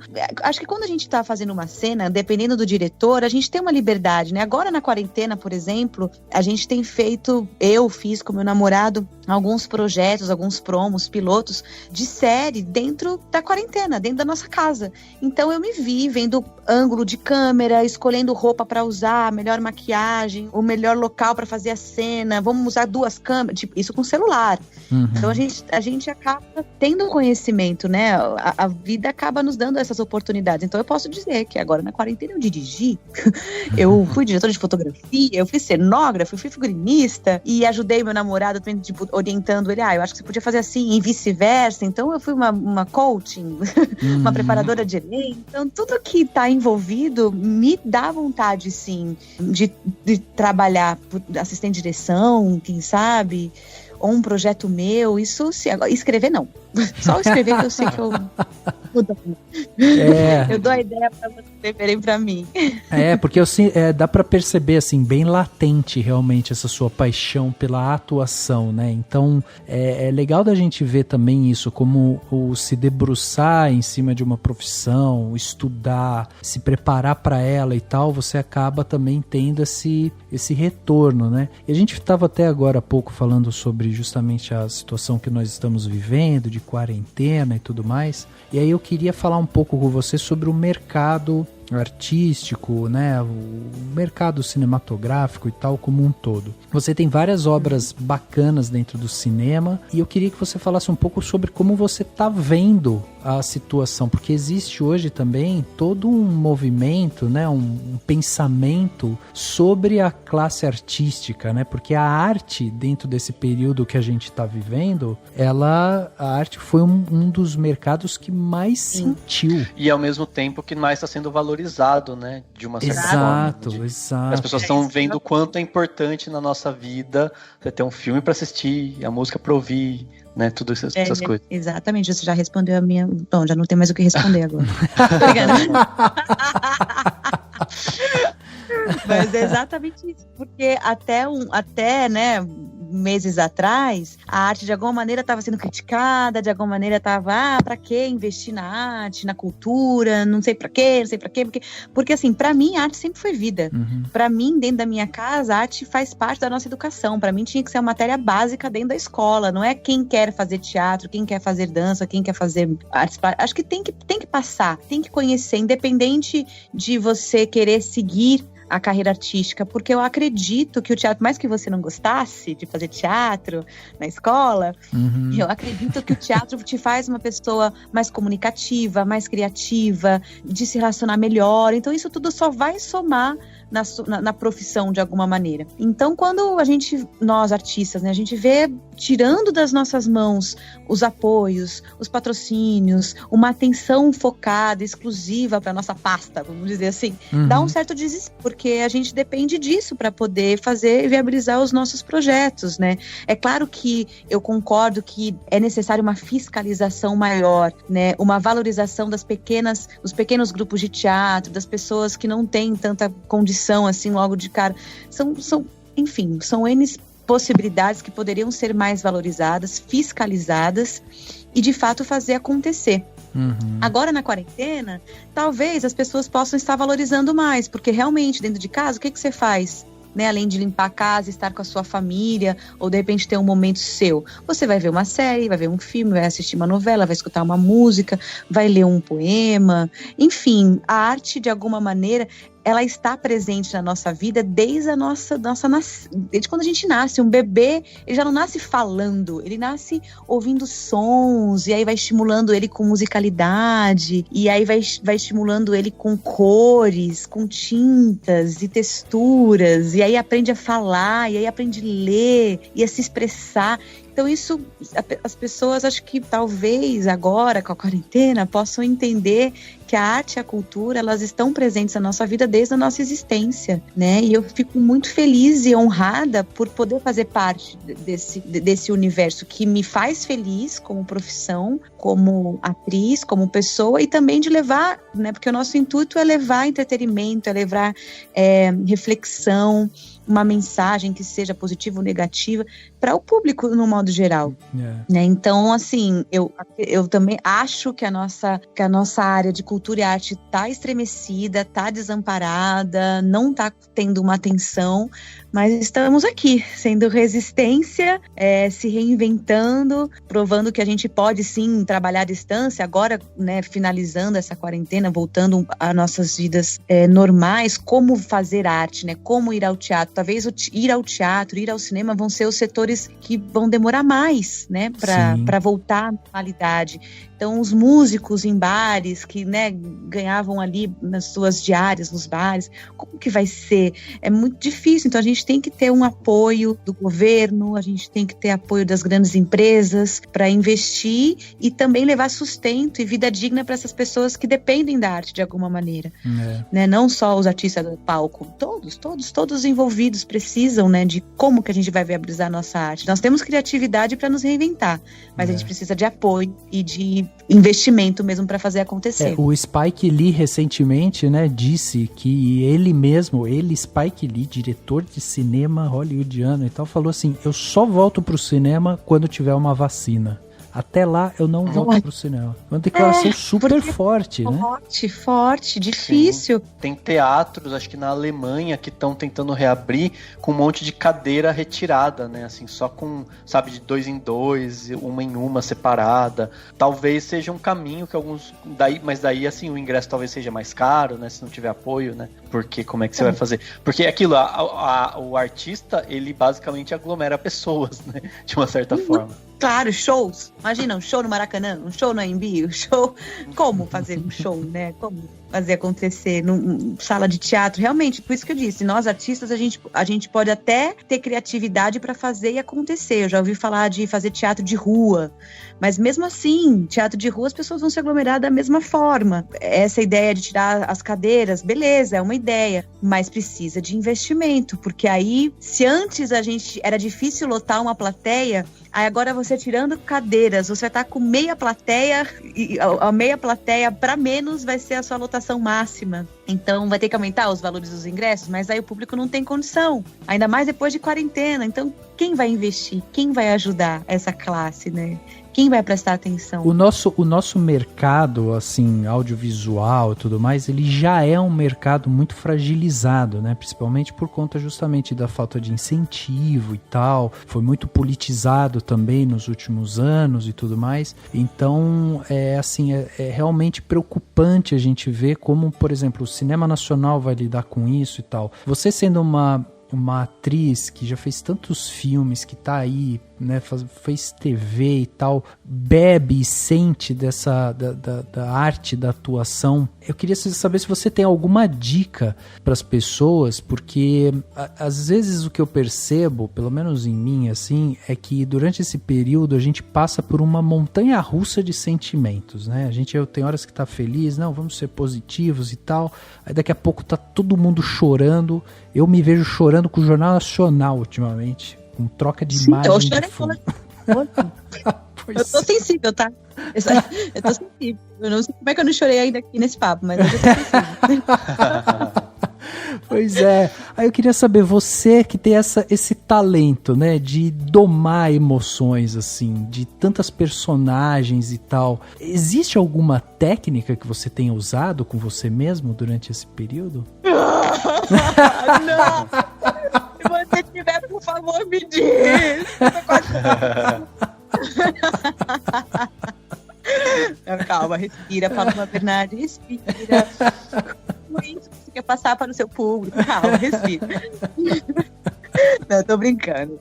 A real é que eu me igualo a você, assim. Eu de fato sou gente como a gente, assim. É claro que profissionalmente eu lido com as emoções, né? Domino as emoções, tento, né? Minimamente, para poder botar isso em prática para os personagens. Mas a minha vida é a vida que tem problemas afetivos, profissionais, financeiros, familiares, de relações do dia a dia. Então, assim, essa quarentena, eu parto sempre do ponto, que aí é uma dica que eu dou, assim, de verdade, real, falando. Eu parti do ponto de ver as coisas sempre pro lado positivo. Então, assim, fique em casa. Eu procuro não falar, estou isolada, isolamento, porque ficar em casa pra mim é uma bênção. Eu não tô numa prisão, eu tô na minha casa, né? Quantas vezes a gente não consegue parar para aproveitar a casa que você lutou tanto para ter? Então eu me sinto privilegiada por ter minha casa e, nossa, obrigada, meu Deus, por estar em casa. Adoro estar em casa, amo ficar em casa. Então eu já olho por esse lado. Aí depois eu penso, poxa, como é que eu vou otimizar a minha vida, os meus dias, né? Eu crio meio que uma rotina e eu tento procurar focar no meu corpo, na minha mente, na minha alma, no meu intelecto, no meu corpo, na minha mente. Porque se eu não focar nessas coisas, eu vou só dar atenção a uma delas e aí vai faltar em algum lugar. Então, assim, se eu não treinar, fazer um exercício físico, alguma coisa do tipo, eu vou acabar comendo e vou engordar, vou passar mal, vou ficar, né? Se eu não fizer as minhas orações, eu sou uma pessoa de muita oração. Eu acredito que esse vírus, por exemplo, nos conectou negativamente, né? No sentido de, poxa, aconteceu lá na China, olha aqui o Brasil sofrendo horrores, tantas notícias ruins. Então, assim, procuro não assistir o tempo todo, toda hora, porque senão isso me faz mal. E aí, com as orações, eu prefiro me conectar positivamente, vibrando amor, vibrando paz, vibrando cura. Porque não é à toa. Isso que a gente está passando não é à toa. A gente tem que tirar um aprendizado disso tudo. Para quando a gente voltar para esse mundo que estava gritando socorro em diversas questões, meio ambiente, tantas guerras acontecendo, tanto preconceito, né? Tanta coisa ruim acontecendo lá fora. A gente tem que se reorganizar aqui dentro, primeiro, para a gente poder viver de uma forma coletiva com mais harmonia, com mais empatia, com mais igualdade. Então, assim, a dica que eu dou, choro, me desespero, fico triste, às vezes me enrosco aqui com a família, né, a convivência, pai, divergência de opinião, mãe, namorada, acontece, mas eu prefiro potencializar as coisas positivas. Eu acho que depois de um caos sempre vem, né, depois da tempestade, aquelas frases feitas, né, depois da tempestade, depois de um caos, sempre vem algo melhor, assim. Então, eu tô esperando isso acontecer. Aliás, né, você acertou em cheio quando você foi lá fazer o Escolhido, porque a gente tava vendo depois a série aqui, e a série fala sobre 3 jovens médicos, né, que vão até uma aldeia no Pantanal para vacinar moradores contra o vírus da Zika. Era quase profético o negócio. Não, e o engraçado é que a segunda temporada começa, vou dar um spoiler aqui, a segunda temporada começa com a doutora Lúcia contaminada com vírus, e aí a parceira dela, a médica, fala assim: Lúcia, você vai ter que ficar de quarentena. A primeira frase, assim, que tem. Você vai ficar de quarentena. Caraca, isso foi em dezembro do ano passado. A gente tem a premonição. Pois é. Mas você sabe que você estava falando de questão da empatia, né? Que realmente a gente espera que... E eu particularmente vejo esse monte de coisa acontecendo até na política internacional, enfim, manifestações, etc., como quase que um processo de virada, né? Aquele momento, até falei outro dia, acho que a gente está começando o século XXI agora, né? Tá tendo aquela ebulição para depois a gente conseguir acertar algumas coisas, enfim, para bem ou para mal, de um lado ou de outro, enfim. Mas a questão que você falou da empatia, e é muito interessante como que o trabalho do ator não tem como ser ator sem ser empático, né? Daí eu fiquei pensando nisso, tipo, você viveu uma médica que foi para um lugar, né, para vacinar as pessoas, que estava lutando contra epidemias e tal, e hoje a gente vive um período que as pessoas estão vendo a valorização dos médicos, a importância de se valorizar os profissionais da saúde e tudo mais. Isso é muito louco, né? Quer dizer, uma pessoa que assistiu antes o Escolhido e qualquer outra, e no caso de uma menina, de uma moça que foi traficada, né, por outro país e tudo mais, você também tem essa coisa, quem vê tá se permitindo entender aquela realidade, e você foi a primeira pessoa que teve que entender para incorporar o personagem, né? É empatia pura isso, eu acho muito louco isso. Exatamente, é entender o universo dessa médica, né, de sair da sua zona de conforto, de sair da sua casa para ir para lugares mais afastados, para levar aquilo que ela acredita que é a ciência. Olha, a gente está debatendo assim diariamente, a gente está questionando a ciência, a gente está esperando uma cura, que também é assunto da nossa série, através da ciência. E com a nossa fé, que também é assunto da nossa série, a gente reza, a gente pede para que essa cura, através da ciência, venha logo, né? Então, é muito doido mesmo, assim. São assuntos que a gente abordou ali na ficção e que hoje estão batendo na nossa porta de alguma maneira.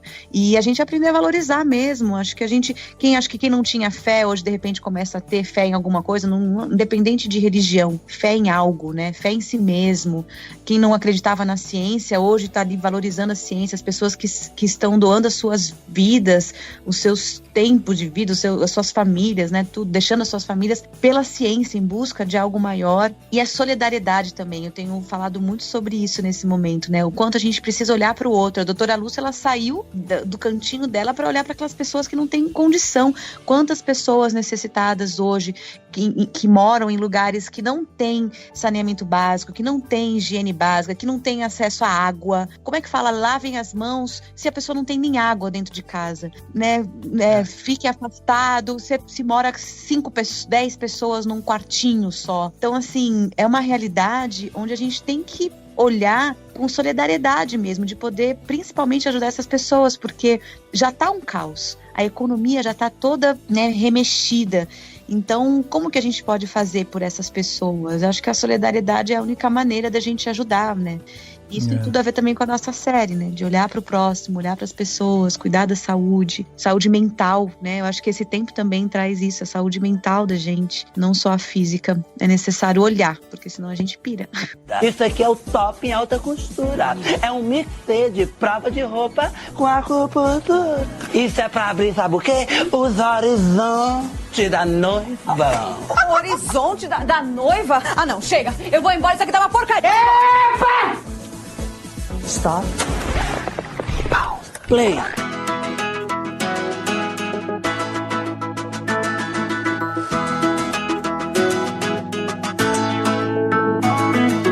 eu achei tão engraçado porque a série ela é criada pelo Rafael Dracon, pela Carolina Munhoz, e tem essa questão, né, que a Paloma estava trazendo aqui pra gente sobre a ciência, a médica e tal, mas eu acho ele tão assim profético mesmo, né, quando você vai assistir, porque você extrapola aquilo lá e você faz isso, transporta, né, essa realidade, e a série ela vai falar disso, sobre esses diversos Brasis que a gente tem aqui dentro. Então a gente tá falando de uma aldeia no Pantanal, cujos moradores têm uma crença lá, não acreditam em vacina, tem o escolhido, tem a religião e tudo mais, e a equipe médica vai sendo conduzida pela doutora Lúcia, que é a Paloma, que é uma médica mulher, e no primeiro episódio ela já toma ali um machismo na cara do médico, né, que você tem que lidar com muita testosterona e tal, caraca. Né? E aí, tipo, ele, quer dizer, aborda tantos pontos atuais, interessantes, assim, e aí eu queria até pincelar essa parte, porque, vamos lá, a gente tá falando de uma série, você é a protagonista dessa série, o Brasil hoje não tem produzido tantas séries assim, principalmente para esses streamings, né, Netflix, Amazon, tudo mais, e aí, de repente, você tá ali protagonizando uma série, uma atriz. Como que foi pra você isso, assim? Porque é quase que assim, a gente teve o 3%, né, que também tem uma protagonista feminina e tal, mas eu queria saber de você, assim, porque como tem essa questão muito próxima hoje da realidade, como que foi, assim, você receber a doutora Lúcia na sua vida? Nossa, foi um privilégio, assim, uma honra mesmo, porque nós, mulheres, a gente tem gritado para a sociedade, para o mundo, que nós queremos o nosso espaço, nós queremos igualdade, nós não queremos ser, eu pelo menos vejo dessa maneira, né? Eu não quero ser melhor que ninguém, eu quero simplesmente ter o meu espaço, minha posição de fala, que as pessoas me escutem profissionalmente, pessoalmente, né? Então, assim, a doutora Lúcia, ela é uma médica, né? E aí, realmente, na série, você, poxa, quem é você para ser líder de uma expedição como essa, né? Acabou de se formar uma médica mulher, né? O machismo existe em todos os setores, né? Em todos os lugares, em todas as profissões, né? Colocam a mulher num lugar submisso, de alguma maneira, psicologicamente, emocionalmente, profissionalmente, e a gente vem lutando contra isso, né? Então, quando chegou esse personagem nas minhas mãos, assim, olha, você vai ser protagonista, uma mulher feminista, líder, e vai trazer esse potencial pela profissão, eu me senti muito honrada de estar representando todas nós que temos isso já nas nossas veias e que muitas vezes não somos reconhecidas. Eu nem digo assim, é uma grande responsabilidade, porque eu acho que é uma responsabilidade do todo, né? Para ser protagonista de uma obra, eu não gosto de me ver nesse lugar de é minha responsabilidade fazer que isso tudo dê certo, que essa mensagem seja passada. Não, é responsabilidade de todas as pessoas envolvidas que esse projeto dê certo e que essa personagem esteja no lugar que ela tem que estar, com esse posicionamento. Não é só eu dar vida para a personagem, mas é a direção colocar ela também, a direção de arte, é o figurino, é tudo dialoga de alguma maneira. Então eu me sinto honrada mesmo, assim. E eu acredito que cada vez mais as obras estão começando a trazer esse posicionamento, assim. Teve coisa mais linda também, que fala sobre várias mulheres. Verdade. O 3%, a gente, com o escolhido. De alguma maneira eu sinto que a gente tá mudando um pouco o perfil da mulher protagonista, que não é só aquela que chora porque tá apaixonada ou que chora porque morreu alguém, não.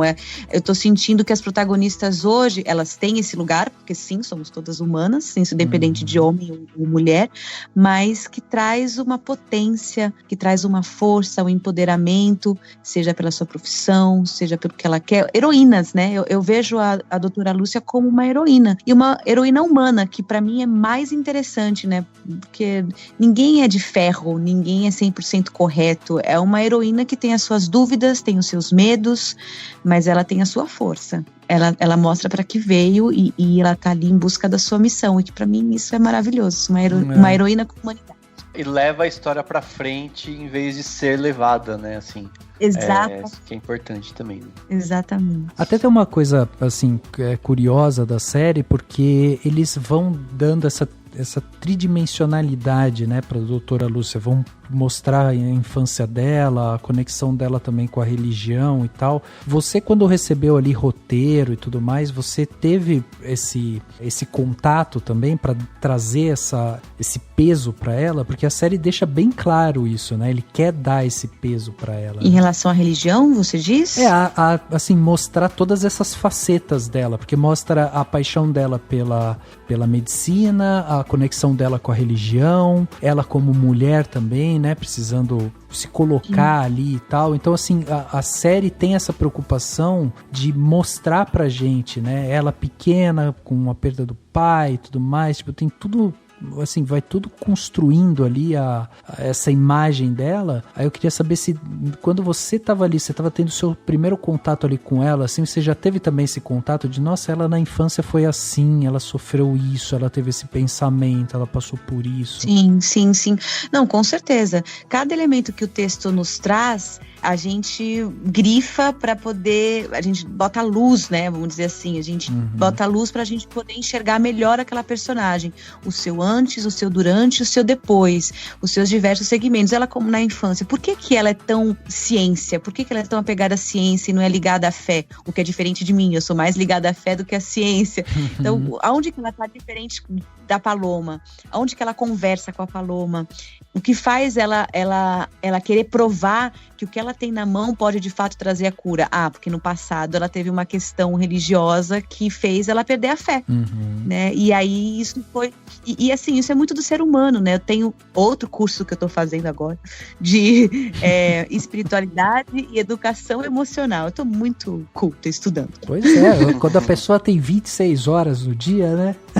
Exatamente, a gente consegue parar para fazer as coisas. Faço aula de espanhol, de inglês, de interpretação, saúde mental. Eu tô aproveitando mesmo. Poxa, demais, que legal. Tendo esse autoconhecimento, né, estudando esse universo de autoconhecimento, a gente acaba indo para questões da infância, para questões da adolescência, para traumas que de repente podem reagir nos dias de hoje. E com a doutora Lúcia acontece isso, né? Por que ela é tão cética, tão ciência, e depois ela percebe que a fé também pode ser um caminho, mas ela teve que primeiro quebrar aquele passado, aquela infância, para poder de repente dar atenção para aquele curandeiro ali, falar, não, mas espera aí, existe alguma coisa aqui sobrenatural que eu não tô sabendo explicar, né? Então, eu acho que esse autoconhecimento é muito importante, tanto para da vida da personagem como na nossa vida. Deixa eu aproveitar e te perguntar, Paloma, enfim, eu tava pensando aqui, uma coisa que eu gosto de perguntar também para todo mundo que é artista e que tá até nesse processo de autoconhecimento, quais que são as suas referências, assim, seja e aproveitando aqui o podcast de cinema, né, seja de um grande filme, de grandes atores, brasileiros, não brasileiros, enfim, que te inspiram ou que você gosta de ver bastante, enfim, tem alguma coisa que te salta aos olhos? Então, olha, eu amo Meryl Streep, bom, aqui no Brasil, Lília Cabral, Laura Cardoso, Fernanda Montenegro, Wagner Moura, Tony Ramos, Beth Goulart, Nissete Bruno. Olha, eu sou babona, assim, muitos atores. Não consigo escolher um, assim, porque eu acho que também que tem aquele momento, às vezes tem uma atriz que tá assim, caraca, olha ela, que maravilhosa nesse trabalho, às vezes no outro nem tanto, então às vezes assim, o personagem faz com que a atriz brilhe, sabe assim? Tem uma série, The Orphan Black, que é uma atriz, Tatiana, esqueci o nome, sou péssima pra nomes também, mas é uma atriz que ela faz 12 personagens, são todas irmãs, assim, e ela faz os 12 personagens, então pra mim, além de adorar a série como história, como interpretação, assim, eu achei incrível. Os filmes do Almodóvar eu gosto bastante também, A Pele em que Habito, eu tenho assistido muito filme espanhol, eu tô estudando espanhol, e aí eu tenho me interessado, Vis-a-Vis, também tem a Zulema, eu esqueço o nome de todo mundo. A Zulema, que é muito boa, incrível, Casa de Papel. Ai, poxa, eu não sei, eu sou muito de momentos. Assim. Tem muitos filmes que... Eu posso falar Cisne Negro, de 1900 bolinha, Menina de Ouro, 1900 bolinha. É engraçado, né? Porque você tem essa característica, né? Eu acho que é uma característica sua mesmo. Do mesmo jeito que você tem muitas personagens que, assim, você vai da comédia ao suspense e tudo mais, você é uma pessoa muito eclética, né? Eu acho que você me ajudou a responder muitas perguntas agora nas próximas entrevistas.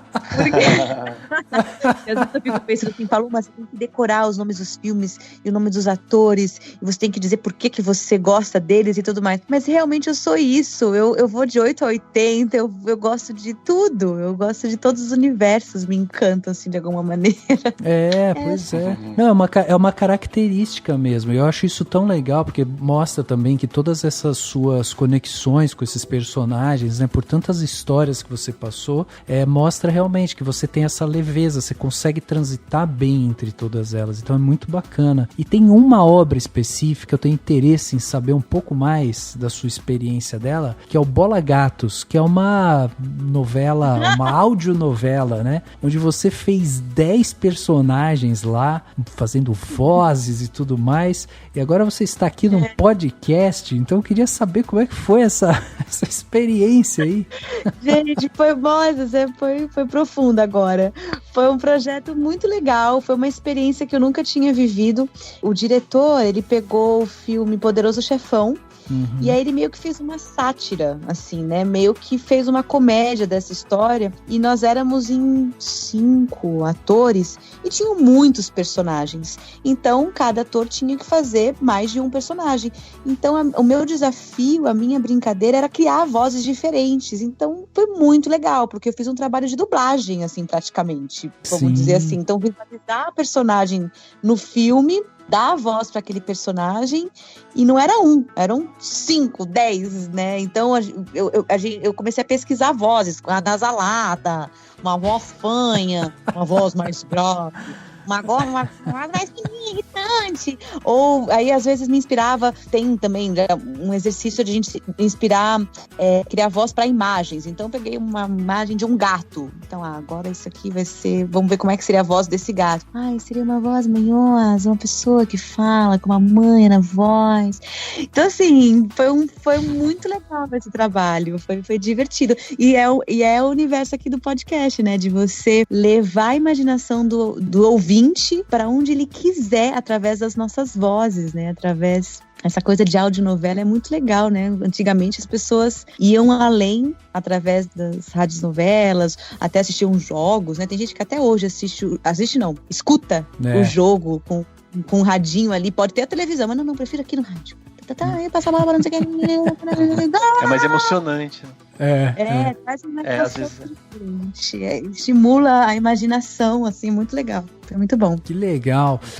E foi muito diferente, assim, o fato de você ter que interpretar só com a voz, não ter ali o corpo, né? Não tá sendo captada o corpo, assim, e tal. Pra mim, eu acho que a dificuldade maior foi firmar as vozes. Porque às vezes, tinham 2 personagens na mesma cena, então eu fazia as 2 pessoas, então, meu Deus, agora é essa. Não é essa. Então, eu tinha que me concentrar. Essa foi a minha dificuldade. Então, o corpo não dava nem ligando. O corpo, às vezes, até ajudava, né? Porque dependendo de como você se posiciona na frente do microfone, se você tá, né, mais fechado, se você tá mais aberto, se a sua voz tá mais solar, ou tá mais, né, o corpo ajuda também a trazer essas vozes. Mas a dificuldade maior era essa, manter a qualidade da voz o tempo todo com 10 personagens na cabeça.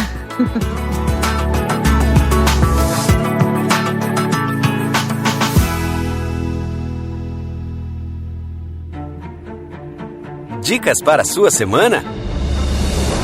No Plano Detalhe.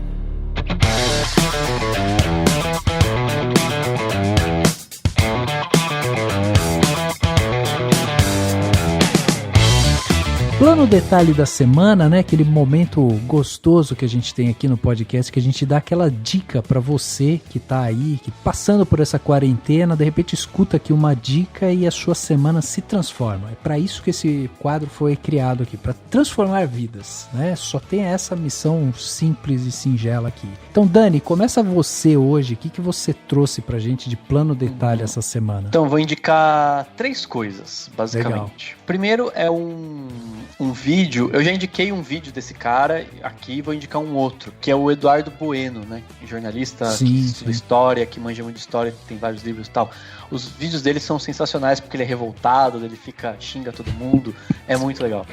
E tem um vídeo recente que ele lançou, chamado Tudo Ficou Proibido Menos a Morte, que tem até a ver, que a gente comentou, né, da série O Escolhido, mas basicamente ele cita um momento em que o Brasil teve que enfrentar um surto de febre amarela. Ele tá fazendo vários vídeos sobre isso, né, sobre como a gente pode aprender com a história do nosso próprio país e tudo mais. E ele fala que ele não quer falar sobre isso. Ele fala assim, eu não quero falar sobre isso, quero falar de história de outras coisas, mas eu tenho que falar e tal. E ele solta os cachorros e fica bravo com todo mundo. Mas é muito bom esse vídeo, porque é muito bom a gente conhecer essas coisas da história do Brasil, né? Mostra como as coisas se repetem, cita políticos da época. Enfim, é um vídeo muito legal pra gente aprender e entender algumas coisas acerca dessas questõezinhas, sabe? Assim, e abranger um pouco a nossa visão sobre a história do Brasil. Então, primeiro é esse vídeo. Depois eu vou indicar um poema que eu não conhecia. Não sei, sabe quando você ouve e fala, nossa, como que eu nunca ouvi esse poema na vida? Que é um poema do Carlos Drummond de Andrade, chamado Consolo na Praia, que é muito legal porque ele tem muito a ver também com o período que a gente está vivendo. Foi por causa disso eu comentei alguma coisa sobre os planos de 2020, né, que não ia fazer mais nada dos planos de 2020, mas já tinha mudado. Daí esse colega meu comentou, né, é tipo Consolo na Praia, você nunca leu esse poema do Drummond? Falei, não. Aí daí eu pesquisei, fui ler e achei, assim, demais como ele é muito bonito, assim, ele é muito, ao mesmo tempo em que ele é meio triste, desesperançoso, ele tem uma esperança, sabe? Então é basicamente o Drummond, um poema do Drummond falando do quanto você não tem isso, mas tem aquilo, né? Você não tem o que você sonhou grandioso, mas você tem algo no que se consolar, né? Por isso o título. E é muito bonito, muito lindo mesmo, assim, como tudo das poesias do Drummond. Então, eu nunca indiquei poesia aqui, né? Então, uma poesia. E vou indicar, por fim, um livro que eu terminei de ler e ainda não indiquei aqui, estava na minha listinha antes eu ia indicar, mas acabei não indicando, que é o Duna, né, do Frank Herbert, que eu terminei de ler, um livro super grande, bem longo mesmo, assim, muitas páginas e tal. Eu li e no começo eu demorei pra ser fisgado por ele, no começo tava meio chato, sabe, não demorei pra entender onde eu tava. E depois que eu captei e tudo mais, eu fui, assim, me empolguei bastante. É muito interessante, é um super clássico, né? É uma das maiores obras de ficção científica que existem, serviu de base para muita ficção científica no cinema e na literatura, e é muito interessante de se ler. Eu ainda não vi, né, o filme do David Lynch, tô pra ver e tô ansioso pelo próximo do Denis Villeneuve, né, que vai sair supostamente no final desse ano, esperamos, e que eu tô empolgado porque eu gosto muito do Villeneuve como diretor. Mas acho que vale a pena para quem quiser, assim, né, assim, dá tempo de ler o livro, e é muito interessante, porque eu li esse livro assim, eu tava lendo e porque ele não explica muito, né, ele é um mundo completamente novo e você tem que presumir o que são aqueles nomes, aqueles termos, os planetas e tudo mais. Só que eu tava lendo ele no Kindle, né, e depois, no final dele, ele tem um glossário, né, com explicações das palavras e tal. E eu não tinha visto, porque no Kindle você não tem essa coisa do livro físico, né, de você visualizar o livro inteiro. E se fosse com o livro inteiro, provavelmente eu teria visto lá glossário e ficado consultando.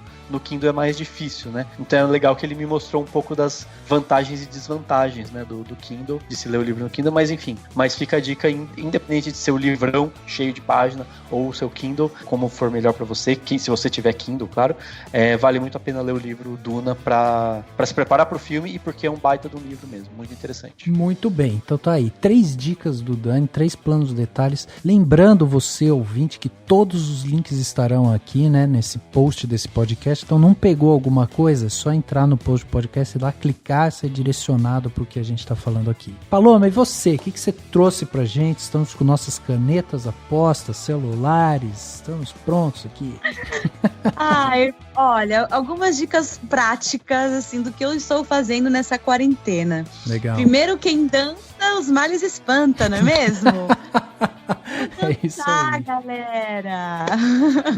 Vamos exercitar esse corpício, vamos dedicar pelo menos um tempinho que seja pra fazer alguma atividade física, enfim, o que gosta. Eu gosto de dançar, então eu danço. Às vezes faço uma aula de balé, às vezes faço uma aula de funk, de jazz, vou me reinventando, assim. Então tem várias lives acontecendo nessa quarentena, que agora a live virou também, né, uma ferramenta aí de comunicação, de aproximar as pessoas. Então tem live de treinos de dança adoidado, assim, bastante pra galera poder curtir. Uma série que eu gostei muito, série Hollywood, tá na Netflix, que fala muito sobre o que a gente tá vivendo agora, fala sobre preconceito, fala sobre racismo, feminismo, machismo, arte, talento, dom, né, se descobrir nesse lugar da arte, né, e são assuntos tão pertinentes hoje, atuais, e que foi feito lá atrás, né, com histórias, né, antigas, e hoje a gente continua na mesma situação. Então é uma série que é divertida, é uma série que traz bastante coisa pra gente refletir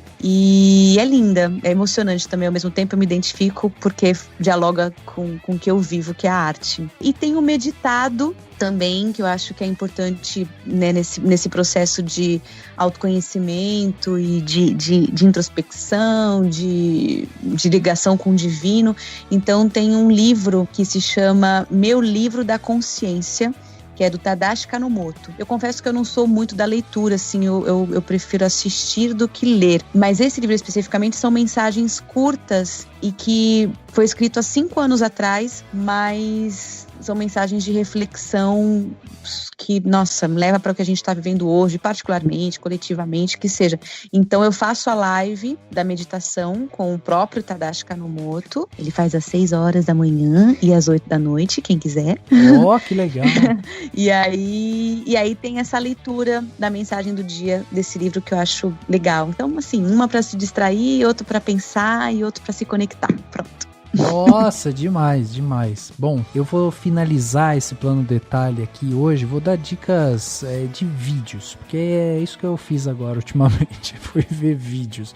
Então acho que fica mais fácil aí. Bom, vou começar com o primeiro vídeo que eu queria indicar para vocês, vídeos todos do YouTube. O primeiro deles é o vídeo do Greg News, que ele fez, que se intitula Leveza. Texto espetacular, assim, e eu queria dar ênfase pro final do vídeo, quando o Gregório do Vivier, ele traz pra bancada a família dele, a mãe, a irmã e o irmão e tal, e eles cantam uma música, e ele fala sobre essa questão da leveza em si, né, como a gente trabalhar melhor essa leveza e tal. É óbvio que, né, o texto do Gregório é muito ácido, então ele vai ali, vai bater no governo e tudo mais, mas a essência do vídeo, falando sobre a leveza e da importância da gente levar as coisas de uma forma leve agora, é muito bacana. E aí, conectado a esse vídeo, teve um outro que eu assisti, é um vídeo mais curto, tem 10 minutinhos só, da Jut, né, que é uma youtuber e tal, e ela tem feito poucos vídeos agora, recentemente, e ela fez um vídeo pra GNT, então tá no canal da GNT, que se chama Tentativa de Focar no Agora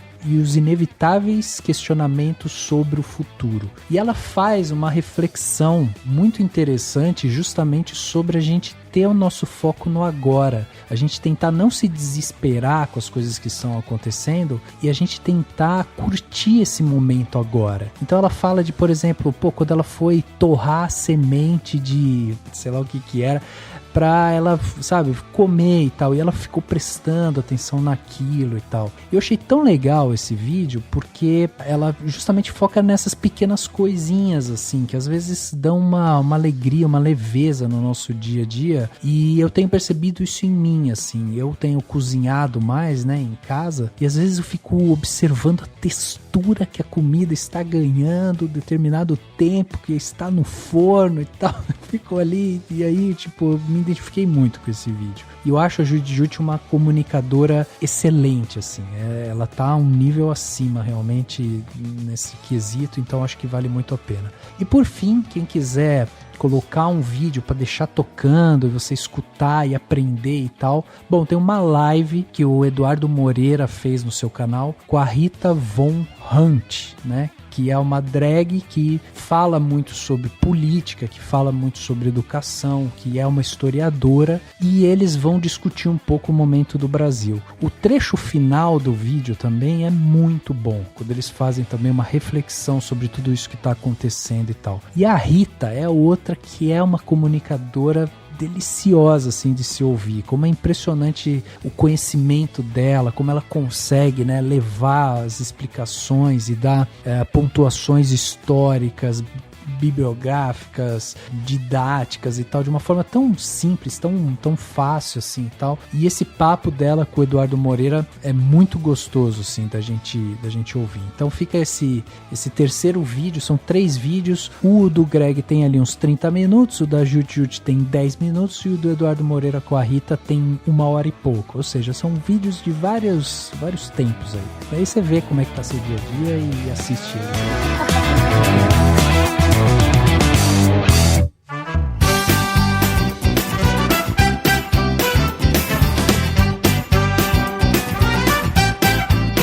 Chegando aqui no final desse podcast, Cinemação 369, né? Batemos esse papo aqui sensacional com a eclética, multifacetada Paloma Bernardi, né? Falamos aqui sobre carreira, obra. Paloma, eu queria agradecer você imensamente pela sua disponibilidade, vir bater esse papo aqui com a gente. Foi riquíssimo. Eu tenho certeza que os nossos ouvintes vão curtir muito essa troca de ideia aqui. Queria que você deixasse também, enfim, o que você tiver de mensagem final, né? E onde a gente te encontra com mais facilidade agora? Você está em alguma rede social específica? Como que a gente faz para acompanhar você aí nessa quarentena? Vou passar meu telefone, tô brincando. Aqui pra galera, gente, vocês podem me chamar no WhatsApp, eu tô tranquila em casa. Acho que não vai ser uma boa ideia, viu? Tô brincando. Bom, Instagram, tô sempre ali conectada de alguma maneira, Paloma Bernardi, e eu tenho feito lives assim com frequência para justamente trocar com as pessoas. Eu me aproximei muito assim dos seguidores, eles sempre viviam pedindo live. Eu não sou muito blogueirinha assim, né, mas vira e mexe às vezes baixa um pouco a blogueira, e aí eu vou e converso com as pessoas e tudo mais, e eu tenho feito invasão de casa dos fãs. Eu invado a casa dos fãs, do tipo, eu fecho o olho, escolho quem tá ali no papo comigo, e aí eu e clico em cima e chamo pra uma transmissão ao vivo. A pessoa fica desesperada, meu Deus, não acredito, Paloma está aqui, meu Deus, tá na minha casa. É muito legal, assim, legal. É uma experiência ótima, porque eu falo com gente do Peru, do México, da Argentina, do Brasil, do Nordeste, eu falo com gente de tudo que é, e a gente tem trocado muito. Então, se você quiser que eu invada a sua casa, acompanhe no meu Instagram, que eu posso invadir a casa de vocês, e a gente pode se aproximar mais. Que legal. De resto, eu só tenho a agradecer mesmo também vocês, adorei o nosso papo. Por favor, vamos marcar esse papo no mínimo em 15 dias, a gente, né? Foi muito bom. Quando é bom, a gente gosta de repetir. Que bom. Fiquem bem, fiquem em casa na medida do possível, vamos voltar à nossa rotina aí com esperança de que tempos melhores virão. É isso. Que bom. Obrigado novamente pela sua disposição de vir aqui falar com a gente. Adoramos mesmo, né, Dan? Nossa, adorei, sensacional. É sempre muito bom, né, trocar essas coisas e refletir sobre atuação de uma forma mais ampla, sobre arte de uma forma mais ampla. Essas conclusões que a gente vai chegando no final são sempre muito boas, né, pra gente... Enfim, acho que a gente processa muito melhor, né, do que simplesmente falar, né, todo o caminho do papo é sempre muito bom. Foi muito bom gravar esse episódio. Agradeço muito a Paloma e pra todo mundo que tá ouvindo. Até semana que vem. Obrigada. Parabéns por esse espaço de vocês, por dar essa abertura para falar sobre cinema, sobre arte, sobre cultura, sobre carreira profissional. Obrigada, ouvintes, também. Espero que tenha tocado aí o coração de alguma maneira, seja com reflexão, seja com incentivo, exemplo, ou não também. Não, com certeza. Obrigada. Com certeza. Sairemos melhor desse podcast. Com certeza. O podcast Cinemação 369 fica por aqui e a gente se vê no próximo.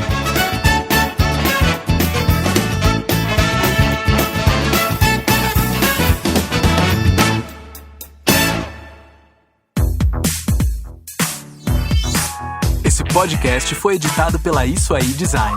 Tudo isso é forma com função. É design estratégico. É isso aí.